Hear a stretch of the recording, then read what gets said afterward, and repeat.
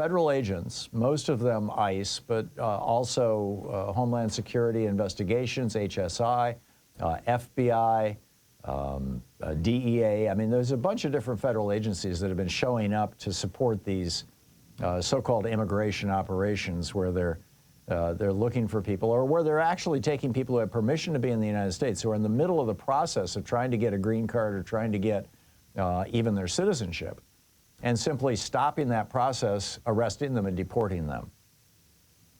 And these agents, in many cases, in fact, apparently in most cases now, this has become the norm rather than the exception, are covering their faces so they can't be identified and tearing off or covering up their identification badges.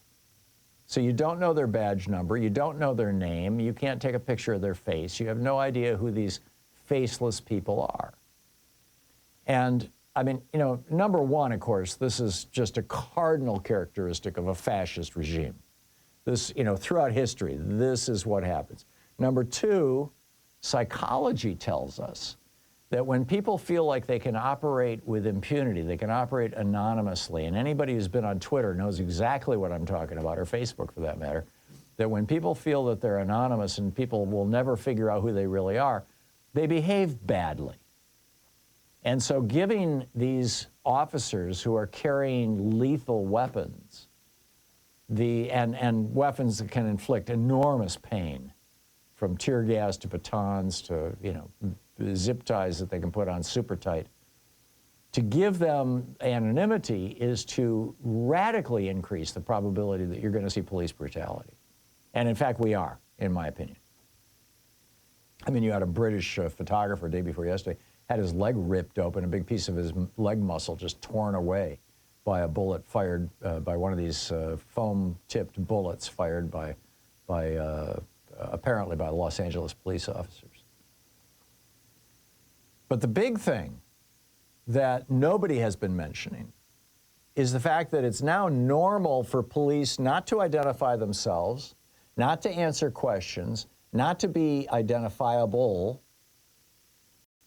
The fact that that is now the new normal means it's really simple for people to go online and buy an ICE vest or a police vest or a security vest and a gaiter, you know, something to conceal their identity, and you know, a fake badge if they really, you know, want to lay it on thick, and just, you know, like walk into a store and say, empty your cash register.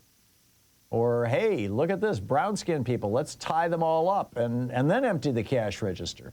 I mean, you know, robberies, rapes, murders, people dressed like this going into Hispanic neighborhoods and threatening women if they don't submit sexually to deportations.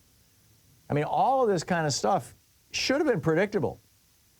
Well, here we are.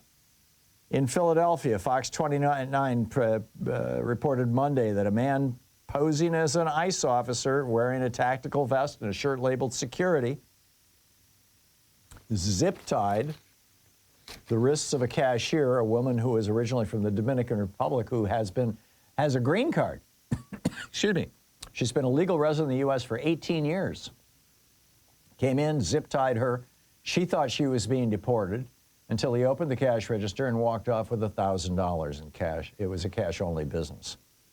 I'm guessing it was, if it was cash-only business, I'm guessing it was probably a dispensary.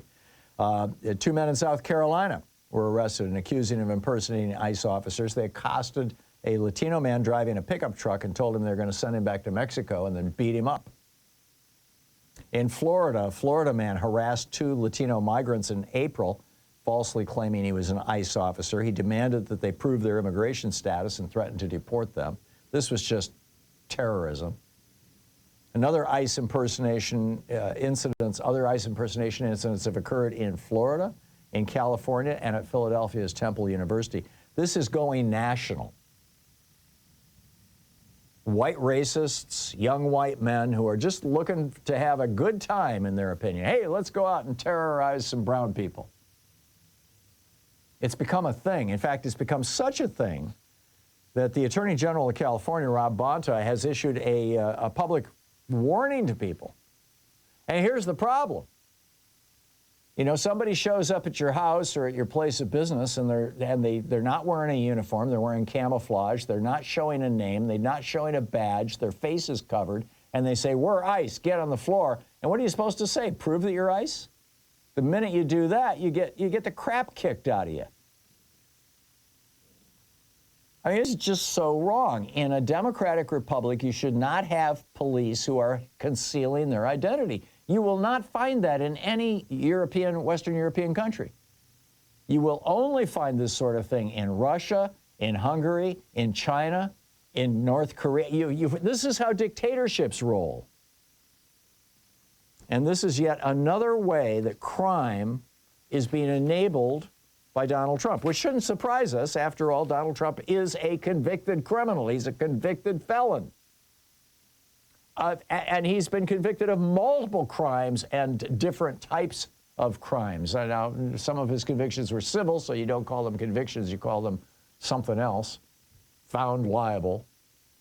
But, you know, for sexual assault, for fraud, for stealing the 2016 election. I mean, keep in mind, the 34 felonies he was convicted of all had to do with trying to steal the 2016 election.